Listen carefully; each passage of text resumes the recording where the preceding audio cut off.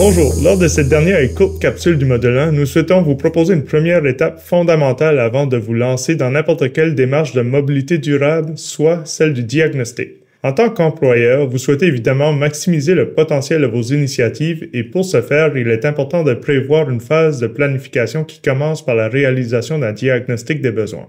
Cette première démarche vous permet de mieux comprendre les réalités spécifiques à votre organisation, d'analyser les besoins de vos employés et d'identifier les pistes de solutions les plus adaptées et favorables à votre contexte. En effet, un projet qui fonctionne dans une autre organisation ne garantit pas forcément un succès similaire dans la vôtre. Le copier-coller est rarement un facteur de succès et un diagnostic rigoureux vous permettra de bien cerner les difficultés particulières à votre entreprise et à votre contexte territorial. La première étape à réaliser avant d'entreprendre une démarche diagnostique est de bien faire l'état des lieux et le portrait des services et programmes existants qui influencent la capacité de votre personnel à se déplacer sur le lieu de travail.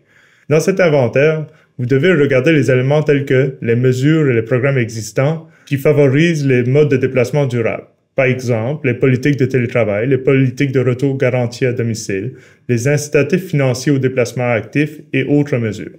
De plus, il faut porter un regard critique sur vos installations à destination qui pourraient présenter un frein ou au contraire un avantage au transport durable.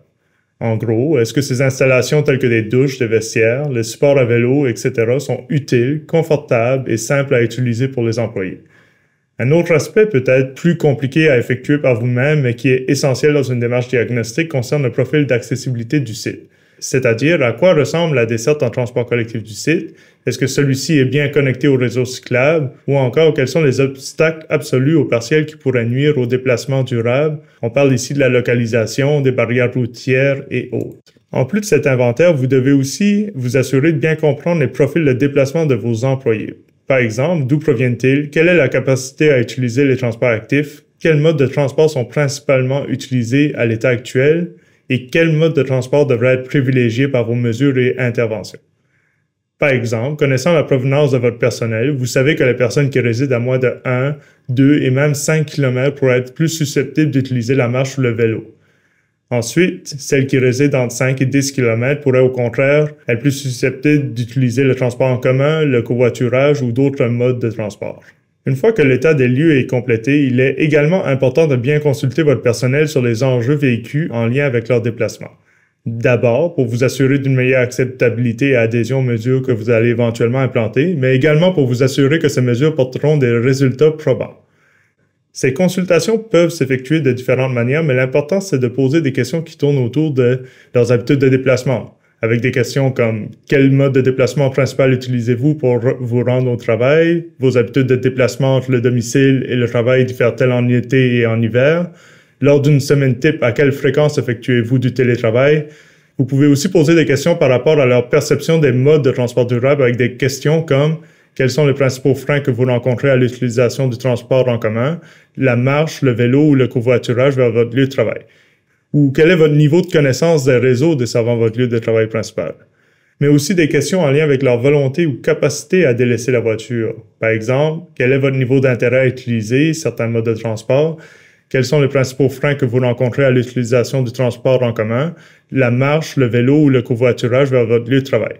Quel est votre niveau de connaissance des réseaux desservant votre lieu de travail principal.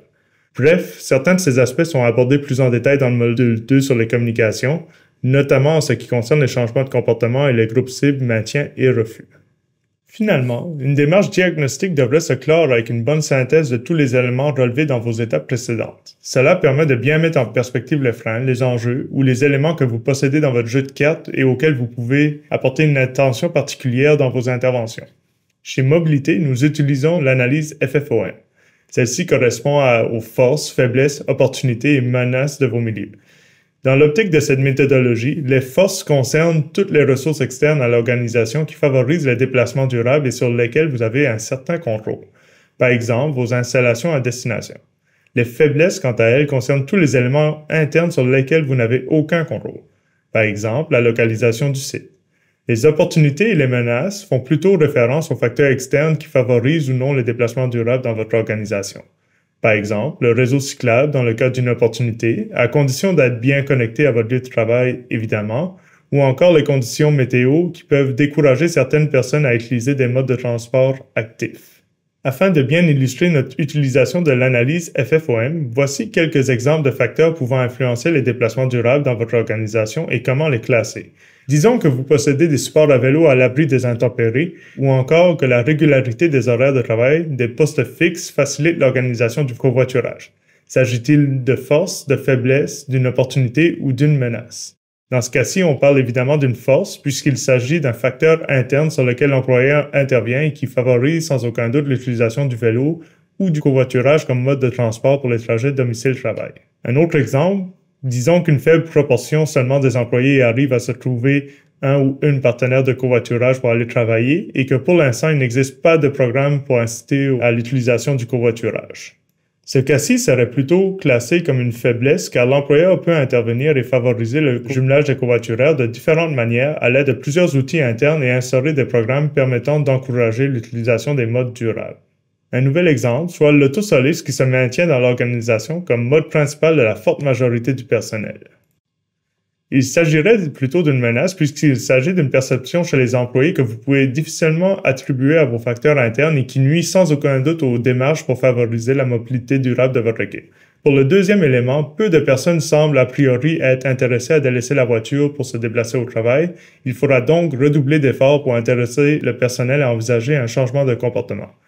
Plus de détails seront donnés dans le deuxième module.